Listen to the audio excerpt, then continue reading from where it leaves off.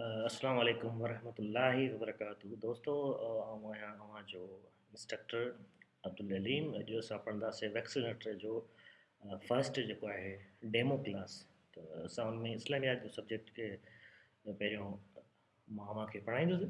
त इस्लाम जा जेके रुकन आहिनि उहे आहिनि 5 रुकन आहिनि जंहिंजे नाला हेठि ॾिजनि था। पहिरियों आहे कलमो शहादत, ॿियो आहे निमाज़, टियों आहे ज़कात, चौथों आहे रोज़ो, पंजो आहे हज।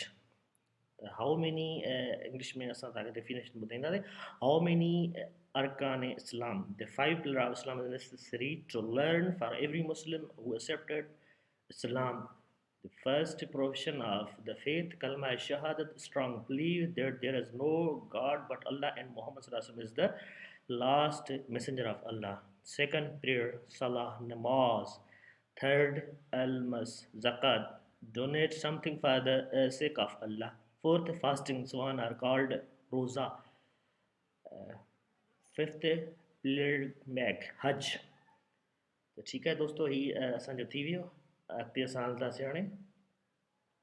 त बिस्मिल्लाह रहमान रहीम। त असां जो हाणे जेको पहिरियों आहे कलमो तैयब ला इलाहा इल्लल्लाह मुहम्मद रसूलुल्लाह, अल्लाह खां अलावा को बि इबादत जे लाइक़ु न आहे ऐं मुहम्मद सल्लल्लाहु अलैहि वसल्लम अल्लाह जा रसूल आहिनि। उन खां अलावा ॿियो आहे निमाज़। निमाज़ इस्लाम जी तरफ़ां मुक़ररु कयल आहे। निमाज़ ॾींहं में 5 भेरा हर मुस्लमान ते फ़र्ज़ कई वई आहे।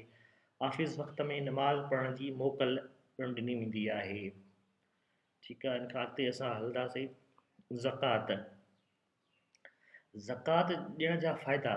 इहो तव्हांजे माल खे पाक करे थो, जीअं क़ुर में अलाह पाक फरमायो आहे। इहो इंसान खे गुनाहनि खां परे रखे थो ऐं माल जी मुहबत ऐं लालच जे करे पैदा थींदड़ अख़लाक़ी ख़राबियुनि खां बचाए थो। ज़कात जे ज़रिए ग़रीबनि जी संभाल, उन्हनि में बेवा, यतीम, माज़ूर, मुहताज ऐं बेवस शामिल आहिनि। इन खां अॻिते हलंदासीं असां। रमज़ान शरीफ़। रमज़ान जो ॿियो नालो आहे रमज़ान जो ॿियो नालो आहे इस्लामी कैलेंडर जो नएं महीनो आहे, जंहिं दौरान केतिरा ई मुस्लमान हर रोज़ु सिज उभरण खां गुरूब ताईं रोज़ा रखंदा आहिनि। इहो लफ़्ज़ हिन महीने में रोज़ा रखण लाइ इस्तेमालु थींदो आहे। रमज़ान में मुस्लमान जेकी रोज़ा रखनि था, सिज उभरण खां अॻु मानी खाइण सां ॾींहं जी शुरूआति कंदा आहिनि, जंहिंखे सहरी सॾियो वेंदो आहे।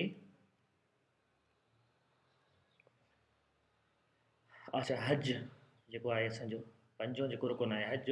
मके ॾांहुं मुस्लमान जो वॾो हज जेको साल जे आख़िरी महीने में थिए थो ऐं जंहिंखे सभिनी मुस्लमाननि खां तवक़ो कई वञे थी त हू पंहिंजी ज़िंदगी में घटि हिकु भेरो ज़रूरु हज कनि, जेकॾहिं उहे ईअं करण जी इस्ताअत रखनि था। इहो इस्लाम जे 5 थंभनि मां हिकु आहे। उमेद था कयूं त दोस्तो तव्हांखे हीउ लेक्चर ॾाढो सुठो लॻो हूंदो। जेकॾहिं का कमी कोताही थी हुजेव त असांखे ॿुधाइजो ज़रूरु। तव्हां पंहिंजी फीडबैक ॾिजो। मिलूं था नेक्स्ट लेक्चर सां। तेसिताईं